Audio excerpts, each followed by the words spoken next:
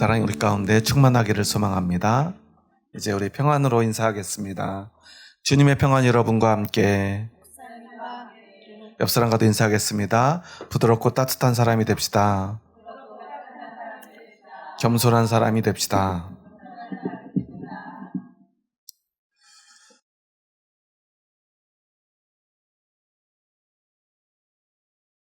관습이라고 하는 단어의 정의를 보면요, 한 사회에서 역사적으로 굳어진 전통적 행동 양식이나 습관이라고 되어 있습니다.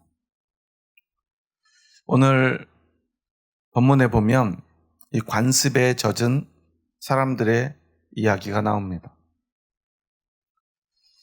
안식일이라고 하는 너무나 중요한 신앙의 행위가 그들에게는 이제는 관습이 되어서 이제 습관이 되어버렸습니다. 굳어져 버렸습니다. 어떻게 해야 된다고 하는 해답밖에 없습니다. 그곳에 하나님을 향한 사랑도 사람을 향한 긍휼한 마음도 사라져버린 것 같습니다.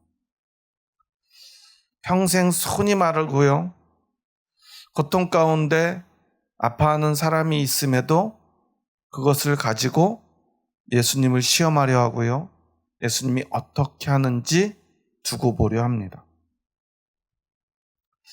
성경에는 안식일 논쟁에 관한 이야기들이 있습니다.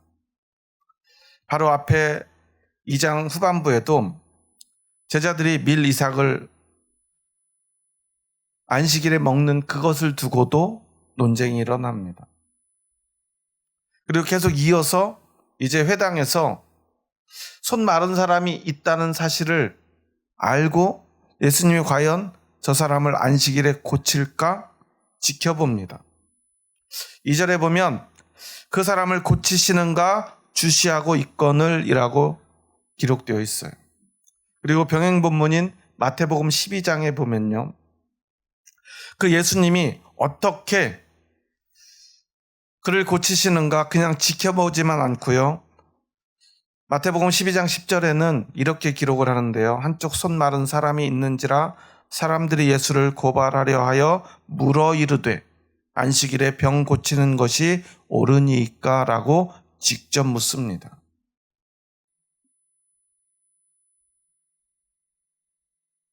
거기서 예수님이 고치지 않으면 어떻게 돼요? 긍휼한 마음이 없는 사람이 됩니다. 병든 자들을 고치시고요, 또한 가난한 자들을 먹이셨던 예수님이에요. 그것 때문에 예수님의 인기가 높아졌어요. 바리새인들과 사두개인들은요, 그것을 두려워했죠. 자신들보다 저 배우지 못한 예수라고 하는 사람이 더 인기가 많으니까요. 그것을 시기하고 질투합니다. 그런데 안식일이니까 그가 병을 고치지 못하겠다고 하면 그 인기가 식을 것이고요, 혹시 안식일인데 병든 자를 고치면 이제 안식일을 범하게 되어 그를 고발할 수 있게 됩니다. 어떻게 해도 예수님은 그 덫을 빠져나갈 방법이 없습니다. 그들에게는 그저 안식일이 당연히 지켜야 될 하나의 관습이 되어버렸고요, 그것에서 무엇이 중요한지도 잊어버린 것 같습니다. 그런데 그들만 그런 것이 아니라 사람은 다 누구나 비슷한 것 같아요. 저는 화평년시이고요, 소정공파 35대 손이라고 저희 아버지가 가르쳐 주셨는데, 저하고 같은 학렬을 쓰는 유명하신 분이 있죠. 석자돌림의 윤시성을 쓰시는. 그런데 지금은 성을 안 가진 사람이 없습니다. 근데 사실 조선시대에서 성을 가진 진짜 양반들은 한 10% 내외였다고 그래요. 심할 때는 5%가 안 될 때도 있었대요. 지역마다 차이도 많이 있고요. 조선 중기에 보면 충청도 지역에는 한 10% 정도 양반이 있고요, 경상도에는 한 4% 정도 양반이 있었대요. 그러니까 진짜 성을 가진 사람은 몇 되지 않았다는 거예요. 근데 우리는 지금 다 우리가 양반인 줄 알고 살고 있잖아요. 저도 그렇고요. 그래서 우리는 의심해 봐야 된대요. 내가 진짜 양반일까? 저도 뭐 우리 조상님들의 그런 것을 다 알지 못하니까요. 진짜인지 가짜인지는 잘 모르겠지만 저는 제가 파평윤 씨 35대 손으로 알고 살고 있습니다. 그런데 실제 조선 중기에 뭐 통계가 나와 있지는 않지만 기록들을 보면 실제로 노비의 비율이 한 30에서 40% 정도가 항상 유지가 됐었대요. 인구의 3분의 1 이상이 노비로 살았다는 거예요. 아예 성도 없고요. 그런데 그 발견된 문서 가운데 1780년 노비 문서가 발견이 됐는데 거기에 한 40여 명의 이름이 기록되어 있대요. 그런데 그 이름을 보면요.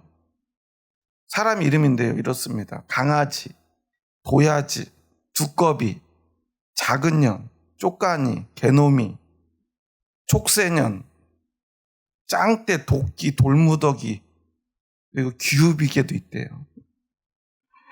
꼰대, 똘마니, 귀차니, 방귀, 똥싸니, 말똥이, 물똥이 이런 이름들로 불렸다는 거예요. 여러분들이 생각할 때 어떤 이름이 제일 심한 것 같습니까? 성도 없고요. 이름조차도요. 마치 그저 말할 줄 아는 가축처럼 여겼다는 거예요. 그런 인생을 살았습니다. 그리고 우리가 정말로 양반의 후예인지 그 노비들의 후예인지 우리는 사실 정확히 알 수 없어요. 1900년대 초에요. 일제에 의해서 우리가 어쩌면 강제로 성을 다 갖게 됐어요. 누구나 다 성을 가져야 되고 이름을 가져야 되는 때가 되었어요. 그래서 그때 어차피 아무나 다 성을 갖게 될 거 양반들이 족보를 팔기 시작했고 누구나 다 족보를 사서 그렇게 양반 행세를 하게 되었다는 것입니다. 그래서 어떤 성씨는요, 좀 유명한 가문, 그 왕족과 관련 있는 뭐 이씨나 김씨 중에서도 특별한 지역의 본을 가진 성씨들은 한 1,000원 정도의 거래가 되고요. 보통 일반적인 성씨들은 한 500원 정도의 거래가 되었다고 그래요. 우리의 본 모습을 우리는 다 알 수 없지만 그럼에도 불구하고 우리가 원래부터 성을 가졌던 양반이었든 그렇지 못하든 우리는 우리 자신을 그리고 우리의 또한 후손들까지 모두를 존귀하게 여기지 않습니까?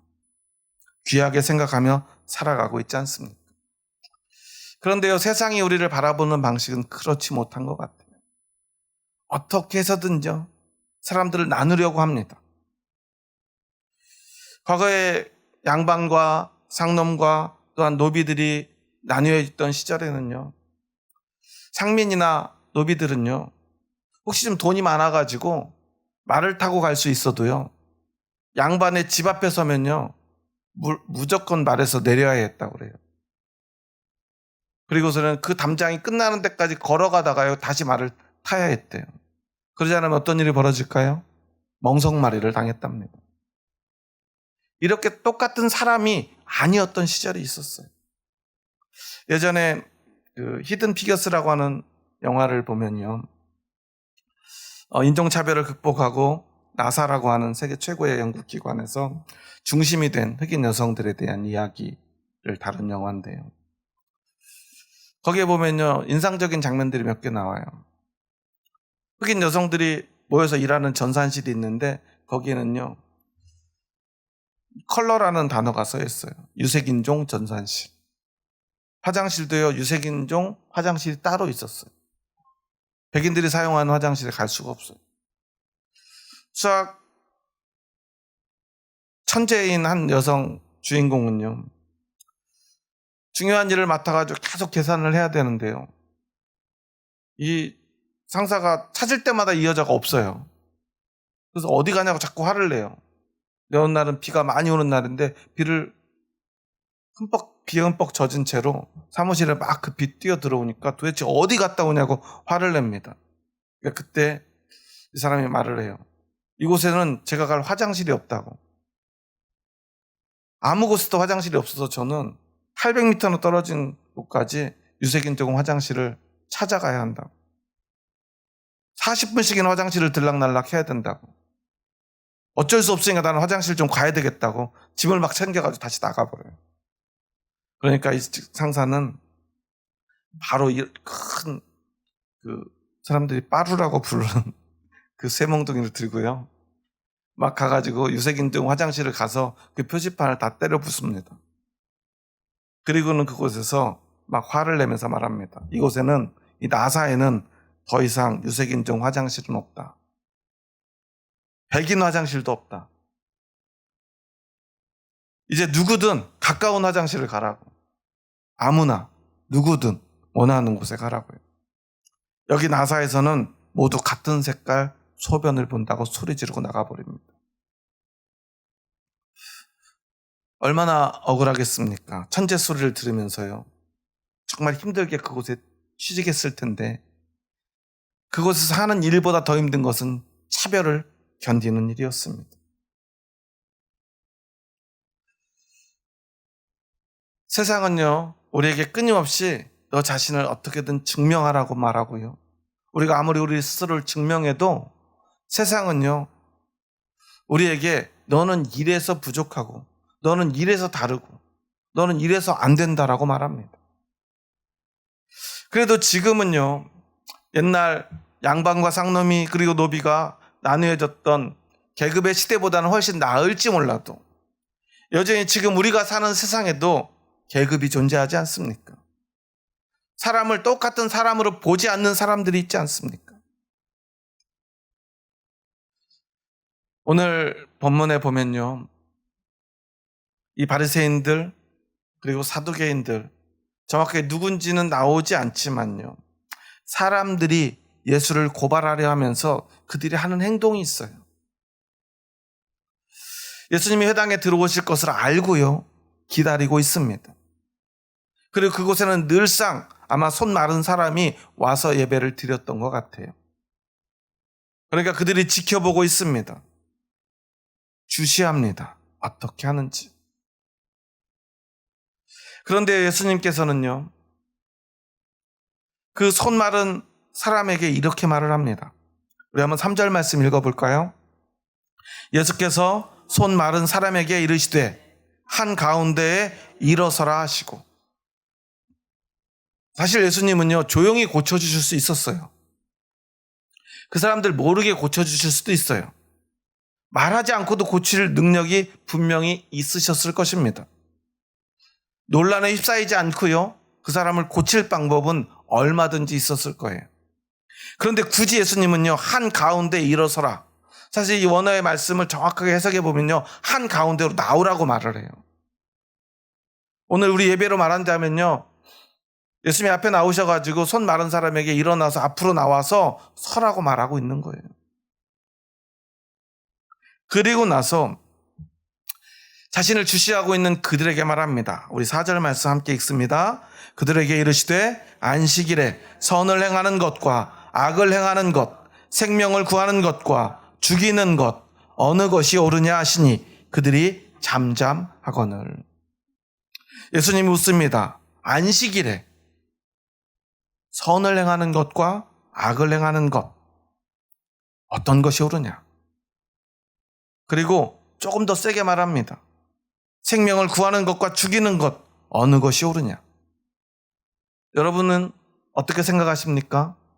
선을 행하는 것과 악을 행하는 것 중에 어떤 것이 옳다고 생각하십니까? 생명을 살리는 것과 죽이는 것 중에 어떤 것이 옳다고 생각하십니까?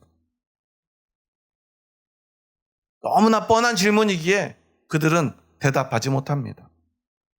그리고 거기서 대답하면 예수님이 하시는 그 일에 동의할 수밖에 없기 때문에 그래요.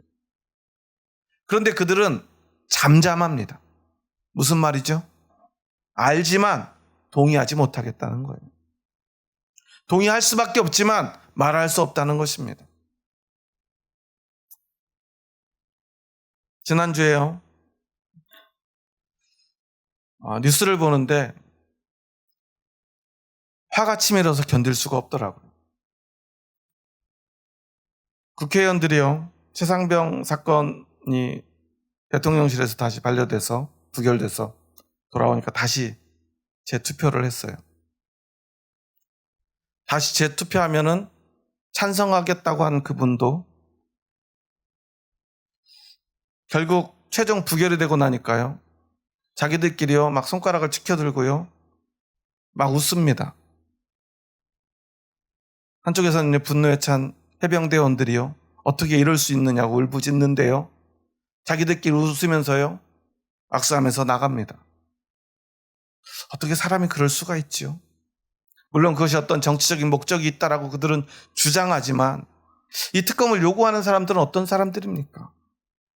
그의 가족들, 또한 동료들 아닙니까? 민주당이 원하는 것과는 별개로 그 피해자들이 원하고 있지 않습니까? 물론 또 다른 방법이 있겠지만 속 시원하게 이 문제를 해결하고 싶은 그들의 간절함을 안다면 어떻게 그럴 수가 있습니까? 또 뉴스에서는 관련 녹취들이 나오는데요. 그 대대를 담당했던 대대장과 그 선임 대대장과의 통화 녹취록을 들려주는데 이런 내용이 나와요. 너무 위험해서 그 수변에 어떻게 들어갑니까? 들어갈 수 없습니다. 그러니까 어떡하냐. 그래도 위에서 저렇게 하는데 어쩔 수가 없다. 그리고 안 되니까 여단장한테 연락을 했는지 관련된 사람들하고 통화를 하는지요. 사단장의 지시라 어쩔 수가 없다는 거예요. 그러면서 자기들끼리 뭐라 그러냐면요. 물속에 그 병사들이 들어가 있는 걸 보려면 감방교라고 하는 곳 일대로 가면 될 것 같다고 보고를 하는 내용이 나와요. 그 병사들은요, 목숨을 걸고 물속에 들여보내놓고요. 그들이, 그 병사들이 그 일을 잘하고 있는지를 관람하겠다는 거예요. 아마 더 높은 사람들에게 그걸 보여주겠다는 거겠죠. 그것을 위해서 잘 들어가서 적당한 간격을 두고 바둑반처럼 들어가서 수색을 잘 하라는 거예요. 위험하다고 아무리 보고를 해도요, 무시하면서요. 그런 내용들이 나와요.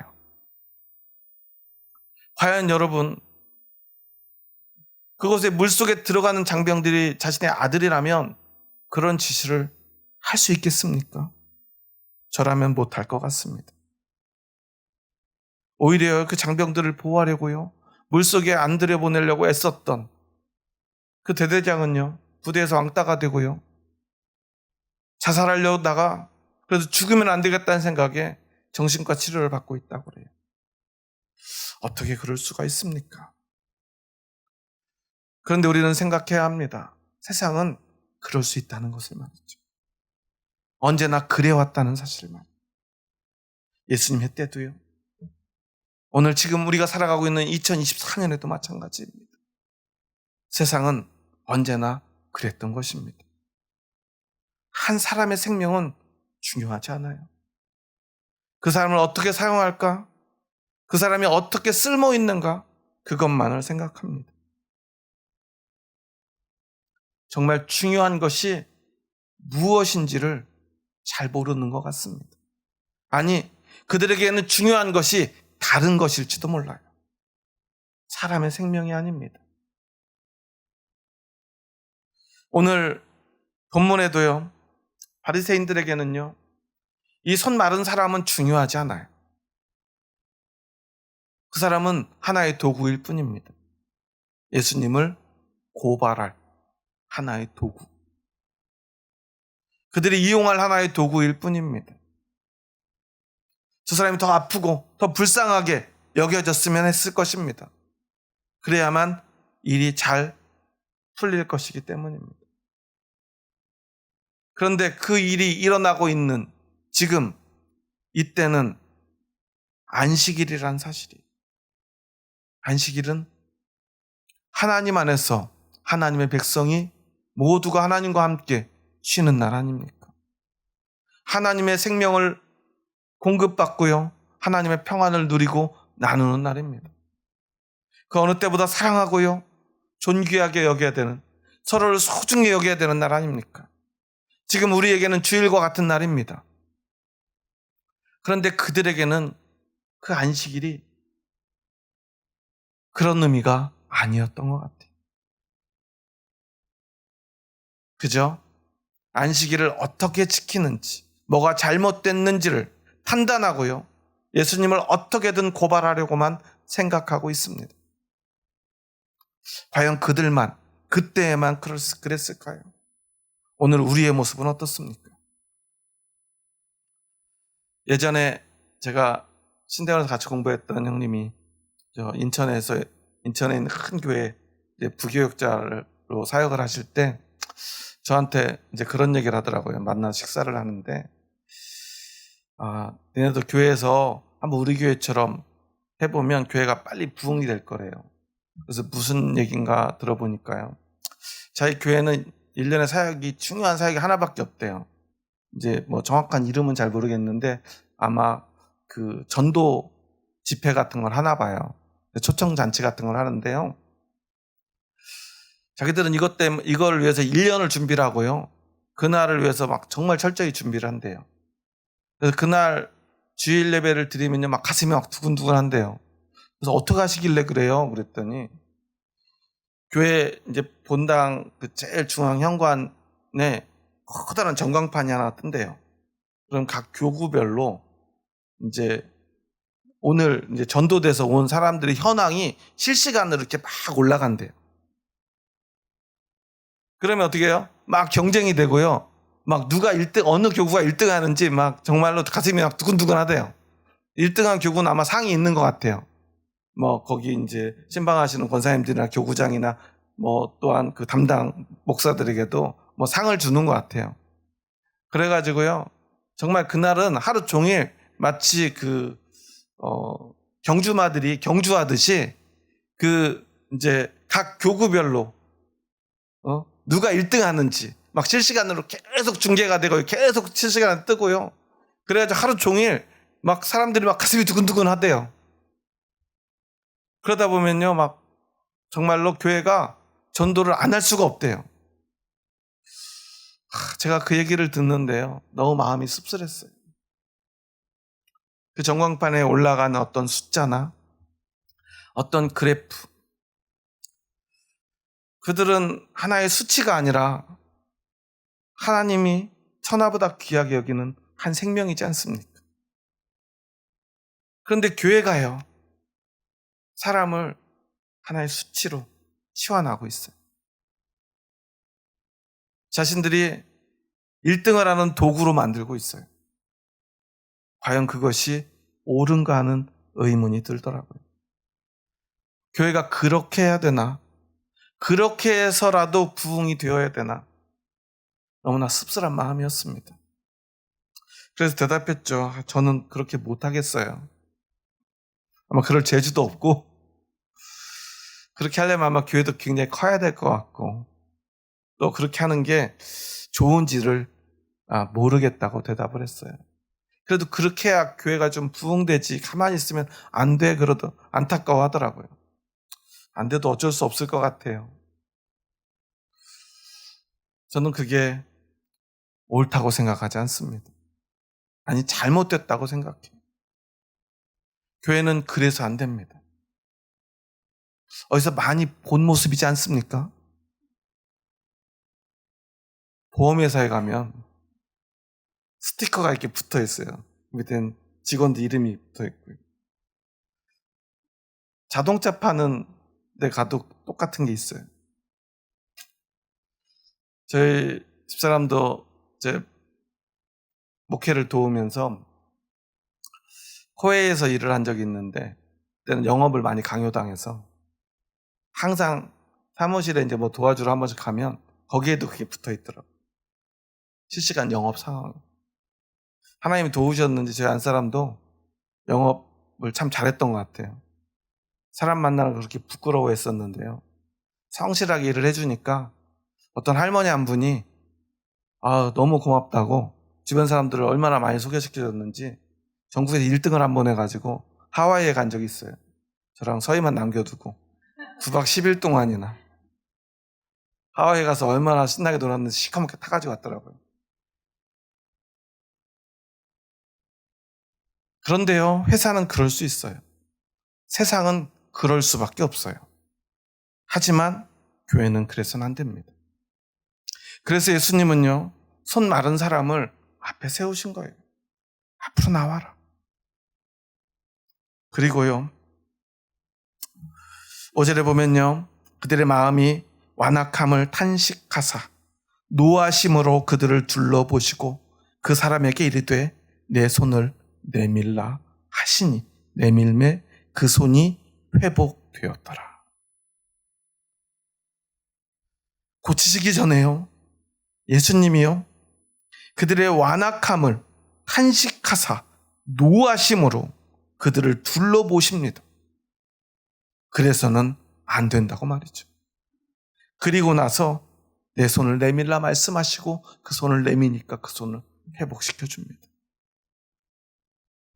교회는요,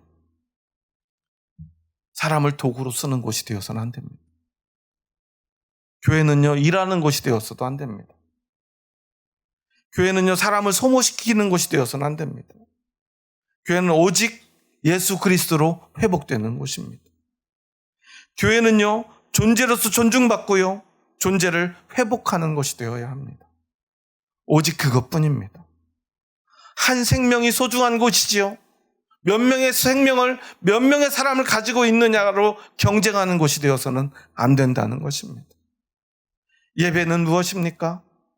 주일은 어떤 날입니까? 오직 한 사람, 한 생명을 위한 곳이 되어야 합니다. 그 생명을 위한 날이 되어야 합니다. 그것을 위해 최선을 다하는 날이 되어야 합니다. 대부분 주일이 되면요, 그리스도인들이 교회에 나갑니다. 교회 가기 전만 해도 대부분 즐거운 마음으로 오늘 가서 즐겁게 예배 드리고 감동을 받고 그리고 돌아와야지. 근데 대부분의 교회에서요, 예배가 다 끝나고 집에 돌아오면 대부분 다 기분이 안 좋아서 돌아가는 교회들이 많아요. 아, 저 장로님은 왜 저런데? 저 권사님은 왜 이렇게 잔소리를? 서로요, 뭘 잘못했는지, 왜 뭐 옷을 저렇게 입었는지, 왜 저 사람은 늦는지, 애들은 왜 이렇게 뛰어다니는지, 얼마나 잔소리들을 하고 혼을 냅니까? 오늘 보니까 또 왜 또 관리 집사님은 화분은 저기다 갖다 놔가지고 예배 방해를 하는지. 제가 부교육자 때요, 한 번은 교육자 회의를 장로님들과 다 모여가지고 하는데 3시간을 싸운 적이 있어요. 화분을 어디다 놔야 되는지 가지고요. 관리 집사님 새로 바뀌어가지고 화분을 좀 위치를 옮겨놨어요. 자기 딴에는 좀 더 예쁜 자리에 잘 보이게 넣으려고. 그때 장로님 한 분이 그게 예배 방해된다고. 한쪽은 예쁘다, 한쪽은 방해된다 가지고요, 3시간을 싸웠어요. 왜 그래야 되죠? 그게 뭐가 중요합니까? 잘했다, 잘못했다. 거기서 결론은 뭐냐면요, 관리 집사님 교육을 똑바로 하자는 것이었어요. 똑바로 지시하고요, 자기 마음대로 뭐 하지 못하게 하라는 거였어요. 그게 왜 중요합니까? 그 한 사람이 얼마나 소중합니까? 그런데 예배에 조금 더 잘 드리자고요, 화분 위치 조금 더 잘 놓자고요, 그 사람에게 상처를 주고요, 아프게 하고요, 심지어는요, 그 사람 잘라버리자는 이야기도 하더라고요. 얼마나 마음이 아팠는지 모릅니다. 그게 우리의 모습인지도 모르겠습니다. 예전에 제가 참 감동적으로 봤던 타이타닉이라고 하는 영화, 거기서 한 장면이 참 인상 깊게 남는데요. 배가 가라앉고요, 구명정이 어떻게든 올라타보려고 애썼지만 주인공들은 끝내 구명정에 오르지 못해요. 그리고 마지막 배가 가라앉는 순간까지 처절하게 싸우고 살아남으려고 애쓰다가요, 결국 물속에 가라앉습니다. 가까스로 물 위로 올라왔는데요, 그래서 판자떼기 하나를 붙잡고 두 사람이 견디고 있어요. 그런데 그 바다의 수온이 얼마나 낮은지 얼어 죽을 것만 같아요. 그때 남자 주인공이요, 여자 주인공을 판자 위에 올려놓습니다. 자기는 물속에서 덜덜 떨면서 그녀에게 부탁합니다. 꼭 살아달라고. 나를 위해서 꼭 살아달라고. 결혼도 하고 아이도 낳고 늙어서 꼭 편히 죽으라고. 여기서 죽지 말라고. 그리고 그는 바닷속 깊은 곳으로 가라앉습니다. 손을 내밀어서 그 남자를 잡아보려 했지만 결국 그 손을 놓쳐버렸죠. 그녀는 정말 그 남자의 당부 때문에 당장이라도 따라 죽고 싶지만 끝내 살아남습니다. 백발이 된 그 피부가 쭈글쭈글해진 노인이 되어서요, 과거를 회상합니다. 당신을 위해서 잘 살았다고 말했죠. 성경은요, 예수님이 피 흘려 살려내신 우리를 정말 귀한 존재라고 말씀합니다. 그 여자는요, 그 남자가 목숨을 바쳐서 자신을 귀하게 여겨주고 꼭 살아남으라고 신신당부한 그 당부 때문에 살아야만 했던 것처럼 오늘 우리는 예수 그리스도의 당부 때문에 살아남아야만 하는 사람들입니다. 예수님은 왜 십자가에 달려 죽으셨습니까? 내가 너를 위해서, 너를 존귀하게 여기고 너를 회복시키고 너를 살리려고 내가 이 땅에 왔고 끝내 십자가에서 피 흘려 죽으시며 우리를 살려내지 않았습니까? 오직 그것 하나 때문에 우리는 살아야 될 이유가 있는 것입니다. 어떻게 살아야 되는지도 우리는 이미 정해져 있습니다. 예수님이 그렇게 나를 소중하게 여기셨듯 우리는 서로를 소중하게 여기며 살아가야 합니다. 주님의 날은 어떤 날입니까? 주님이 우리를 회복시킨 날입니다. 우리를 살리신 날입니다. 우리는 그것 하나만 기억할 수 있으면 되는 것입니다.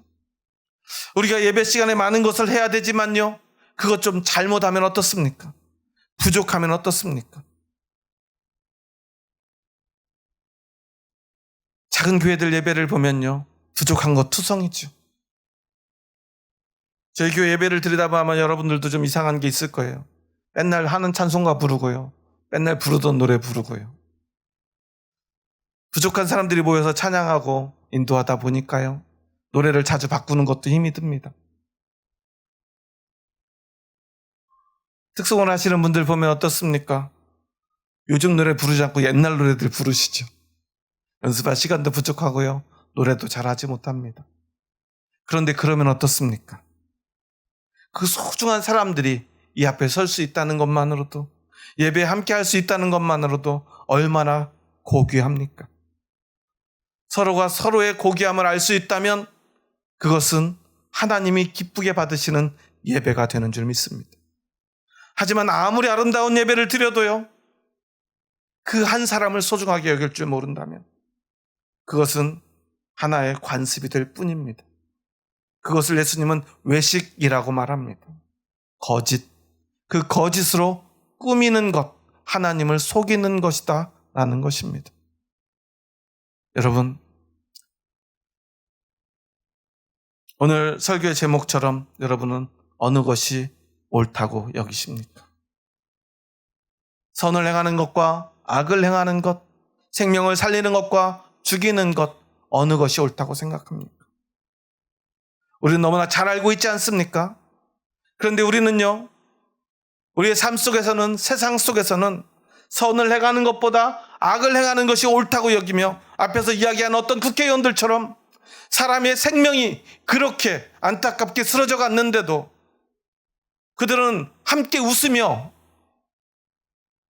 특검법을 거부할 수도 있는 사람들입니다. 교회가요, 한 사람의 생명보다 교회의 유익을 먼저 생각하는 그러한 모습들을 보이고 있는 것입니다. 생명을 살리는 것보다 죽이는 것이 옳다고 말하며 살아가고 있는 것입니다. 하지만 우리가 참 그리스도인이라면 우리는 달라야 하지 않겠습니까? 선을 행하는 것이 옳다, 생명을 살리는 것이 옳다 말해야 되지 않겠습니까? 한 생명이 천하보다 귀하다 말해야 되지 않겠습니까? 여러분, 오늘 어떠한 마음으로 하나님 앞에 나오셨습니까?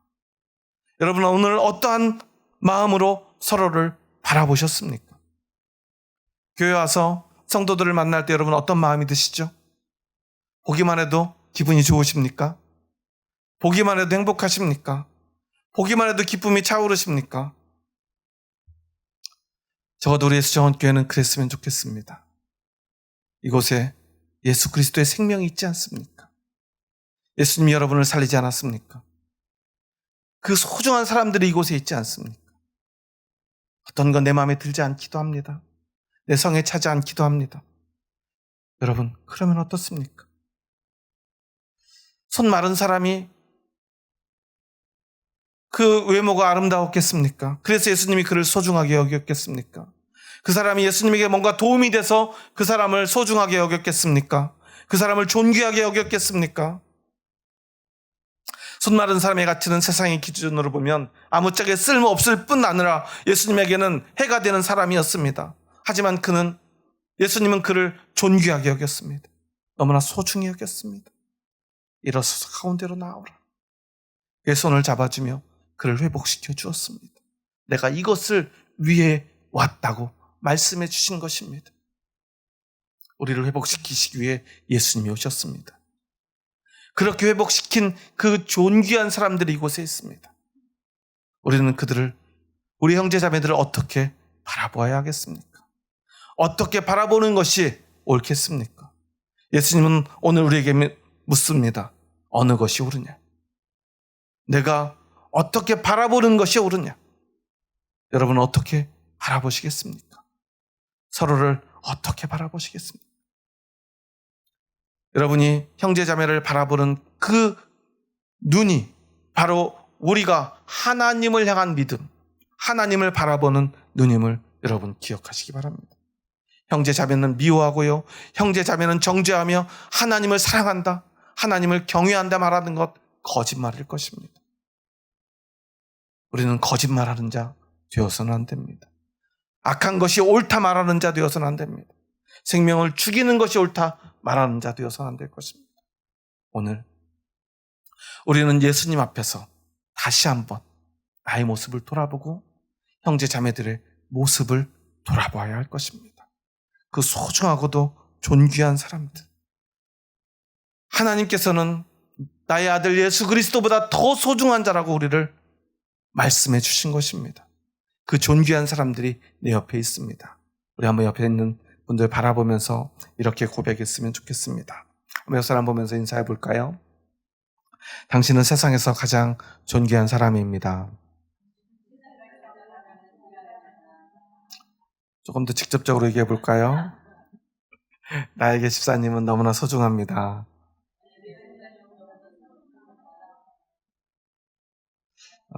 다시 한번 인사했으면 좋겠는데요. 정말 소중함이 느껴지도록 한번 인사해 봤으면 좋겠습니다. 집사님은 나에게 너무나 소중합니다. 정말 소중하시죠? 그럼 사랑한다고 고백하겠습니다. 주의 사랑으로 사랑합니다. 네, 우리가 서로를 소중하게 여길 때, 그 마음을 가지고 하나님 앞에 나아갈 때 하나님은 이 예배를 기쁘게 받으실 줄 믿습니다. 하나님께서는 우리의 삶을 기쁘게 받으실 줄 믿습니다. 세상에서 가장 존귀한 그 생명이 나의 옆에 있을 그때 여러분 그 존귀함을 고백하시기 바랍니다. 소중함을 고백하시기 바랍니다.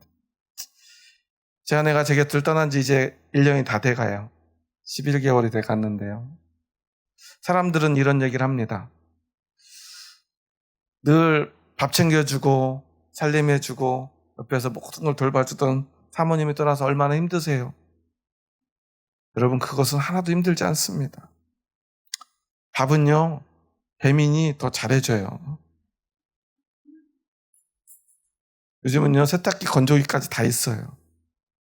그런 건 중요하지 않아요. 소중한 사람이 내 곁을 떠난 그 상실감, 세상에서 둘도 없는 그 소중한 사람이 내 곁에 없다는 그 아픔이 힘든 것이죠. 우리에게 소중한 사람이 아직 내 곁에 있지 않습니까? 여러분 그것을 여러분 가슴에서 잊지 마시기 바랍니다. 그리고 그것을 고백하시기 바랍니다. 그 모든 순간이 예배가 될 것입니다. 하나님을 정말 경외하는 순간이 될 것입니다. 기도하시겠습니다.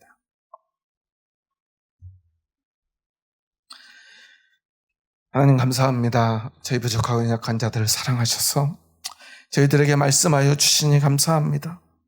내가 너를 세상에서 가장 소중하게 여긴다. 내가 너를 존귀하게 여긴다. 내가 너를 사랑한다. 너는 나에게 너무나 소중하다 말씀하여 주시니 감사합니다. 그것을 말로만 하지 않으시고 이 땅에 아들 예수 그리스도 독생자를 보내시고 십자가에 달려 피 흘려 죽기까지 우리를 사랑하신 하나님의 놀라운 사랑 앞에 섭니다. 오늘 그 사랑이 있기에 오늘 주님의 보좌 앞에 나왔습니다. 그리고 오늘 우리가 주님 앞에 예배를 드립니다. 하지만 예배를 드리는 이 행위가 우리의 위선이 되고 우리의 외식이 되고 우리의 관습이 되지 않도록 주님 도와주시옵소서. 오직 하나님의 사랑 앞에 서서 내가 얼마나 소중한가를, 내가 얼마나 존귀한가를 기억하며 그렇게 존귀히 여기는 내 형제 자매들이 이곳에 있음을 감사하며 감격하며 그들의 손을 잡고 함께 하나님 앞에 나아가는 이 소중한 예배의 시간을 기억하게 하여 주시옵소서. 잊지 않게 하여 주시옵소서. 이 시간을 우리가 영원히 기억하며 하나님의 보좌 앞에 나아갈 수 있도록 도와주시옵소서. 그렇게 예배드리고 그렇게 살아가는 우리의 삶이 되게 하여 주시옵소서. 예수님의 이름으로 기도합니다. 아멘.